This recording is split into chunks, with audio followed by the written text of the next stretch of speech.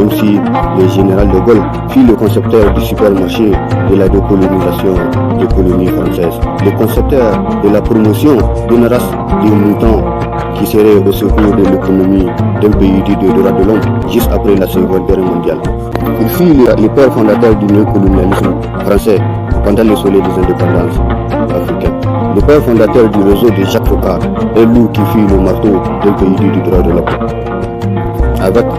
le général de Gaulle au front du néocolonialisme, d'une économie européenne et en détresse. Oui, au lendemain d'une guerre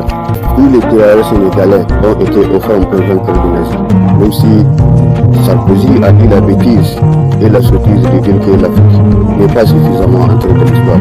Il ne sait pas, peut-être, il s'est focalisé pour commencer l'histoire de la colonisation, même s'il est tellement inconscient de l'histoire de la première révolte des esclaves noirs en Irak en 1869 et bien avant la Révolution française, même s'il ignore tout de la résistance africaine face à la mission Kazimagi, même s'il a ignoré l'histoire de ces héros oubliés et sacrifiés par la France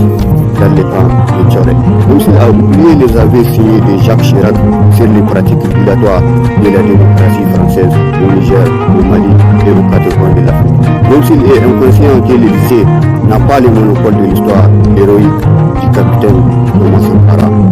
Elle n'a pas le monopole de l'histoire du révolutionnaire qui fut le général Ibrahim Boubacar, alias le colonier. Elle n'a pas le monopole de l'histoire de la vision panafricaniste de Modibo Keïta.